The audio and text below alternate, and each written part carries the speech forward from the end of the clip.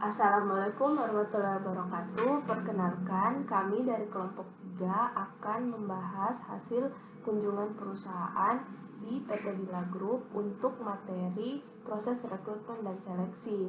Nah, kemudian untuk membahas hasil penyusunan proposal kami dari bab 1 yaitu pendahuluan akan dibahas oleh saya sendiri yaitu Amelia Nurkasih. Nah, yang pertama bahwa dari latar belakang untuk melakukan penelitian ini bahwa SDM merupakan hal yang mutlak dimiliki oleh setiap perusahaan, terlepas dari perusahaan tersebut besar atau kecil.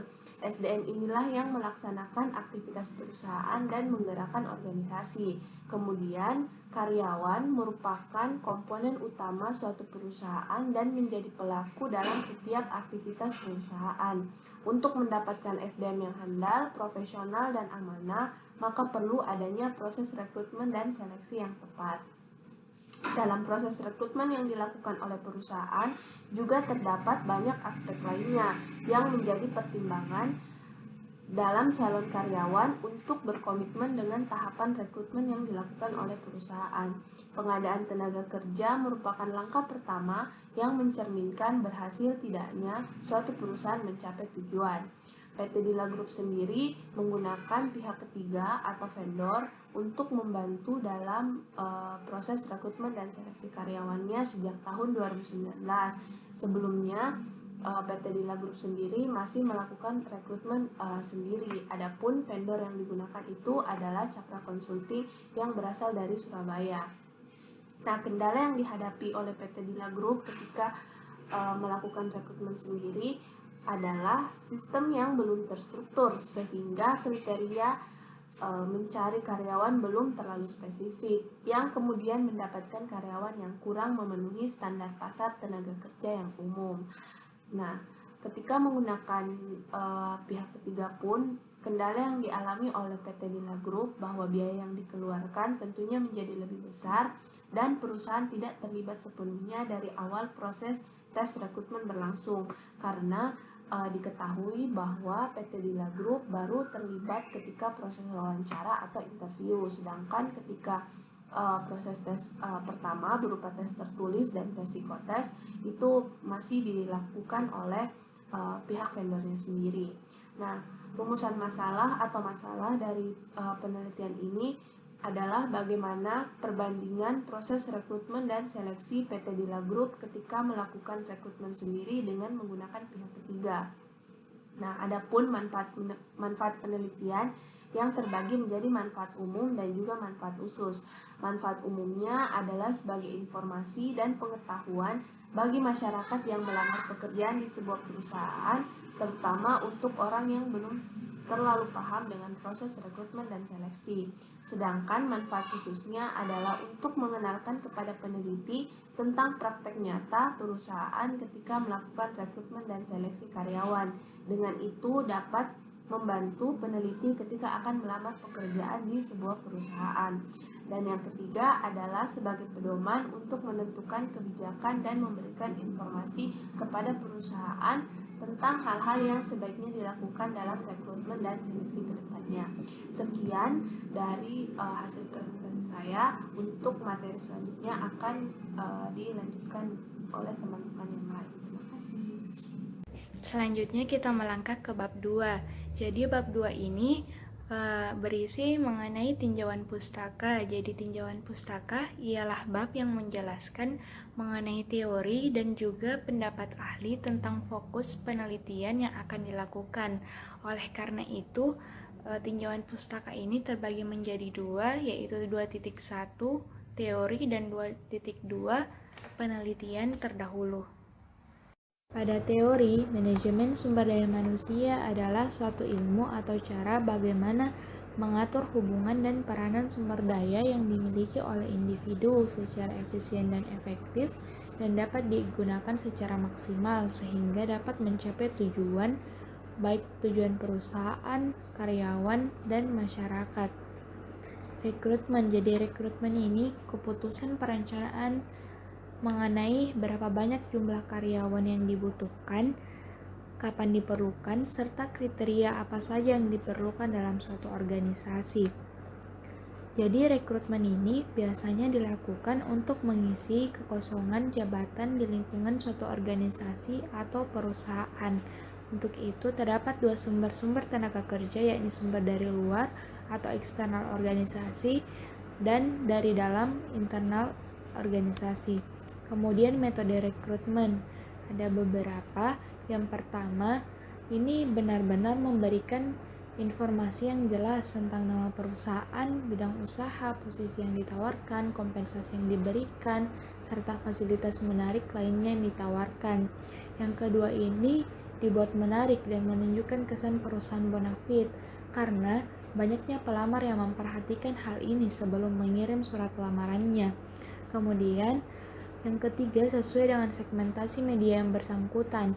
Jadi pemilihan media ini akan memberikan kesan bonavitas perusahaan, di mana pelamar yang berkualitas biasanya hanya melamar di media yang dianggap bonafit. Yang keempat, hal ini penting karena biasanya perguruan tinggi yang memiliki reputasi tinggi akan menghasilkan lulusan yang dapat dipertanggungjawabkan pula. Yang kelima, waktu yang diberikan jangan terlalu singkat sehingga mampu memaksimalkan jumlah pelamar, misalnya 1 minggu atau 10 hari. Kemudian seleksi. Jadi seleksi ini merupakan bagian dari pengadaan atau procurement, sedangkan pengadaan itu sendiri terdiri dari perencanaannya, perekrutan, seleksi, penempatan, dan produksi. Nah, proses seleksi ini merupakan tahap khusus yang digunakan untuk memutuskan pelamar mana yang akan diterima, mulai ketika pelamar kerja dan diakhiri dengan keputusan penerimaan. Nah, pada umumnya kriteria dan teknik seleksi ini terbagi dalam beberapa kategori. Yang pertama pendidikan, pengalaman kerja, kondisi fisik, kepribadian. Kemudian teknik seleksinya interview, tes psikologi, tes mengenai hal-hal yang berhubungan dengan pekerjaan, pusat pelatihan, biodata, dan referensi. Kemudian penelitian terdahulu. Jadi penelitian terdahulu adalah jurnal-jurnal yang berhubungan dengan penelitian yang dilakukan oleh penulis sehingga dapat mendukung penelitian. Adapun penelitian terdahulu yang kami ambil adalah persamaannya dengan penelitian yang kami lakukan adalah bagaimana pengaruh proses perekrutan dan seleksi itu sendiri. Kemudian perbedaannya adalah penelitian terdahulu mengaitkan perekrutan terhadap kinerja, sedangkan kami melihat bagaimana pengaruhnya menggunakan pihak seleksi dari internal perusahaan dengan menggunakan pihak ketiga. Di sini saya akan membawakan materi tentang metode penelitian yang kami gunakan di dalam proposal kami. Yang pertama itu ada rancangan penelitian yang terbagi menjadi dua. Yang pertama pendekatan penelitian. Dalam penelitian ini kami menggunakan pendekatan penelitian kualitatif karena kami itu ingin mengetahui bagaimana rekrutmen dan seleksi pada PT Dila Group, dan juga karena tujuan dari penelitian kualitatif itu untuk menjelaskan suatu fenomena dengan cara pengumpulan data yang menunjukkan pentingnya detail suatu data yang diteliti. Yang kedua itu ada jenis penelitian. Penelitian ini termasuk di dalam penelitian deskriptif, karena penelitian deskriptif itu berarti metode penelitian yang berusaha menggambarkan dan menginterpretasi objek sesuai dengan apa adanya. Selanjutnya tempat dan waktu. Tempat itu di PT Dila Group Jalan Pengayoman nomor 7 Masale, Kecamatan Makassar, Kota Makassar. Adapun waktunya itu 3 Maret 2020 pukul 2 sampai pukul 3 siang. Adapun jenis data dan sumber data, jenis-jenis data yang digunakan itu data kualitatif, karena dalam data kualitatif itu berarti gambaran umum objek penelitian, yang mana gambarannya itu meliputi sistem yang digunakan dalam proses rekrutmen dan seleksi, pada PT Dila Group, siapa saja yang terlibat di dalam proses rekrutmen dan seleksi, dan kendala apa saja yang dihadapi di dalam proses rekrutmen dan seleksi. Adapun sumber data kami itu sumber data primer. Sumber data primer ini berisi jawaban dari kuesioner atau angket yang diberikan kepada subjek penelitian. Data primer dalam penelitian ini berupa angket, rekrutmen, dan seleksi pada PT Dila Group. Adapun yang menjadi sumber data primer dalam penelitian ini yaitu manajer HRD PT Dila Group dan staf PT Dila Group. Adapun teknik pengumpulan data, yang pertama itu ada metode interview. Metode interview ini digunakan untuk menggali data. Adapun instrumen pengumpulan datanya itu berupa pedoman interview yang terstruktur seperti sebelumnya dengan mewawancarai manajer HRD PT Dila Group dan staf PT Dila Group.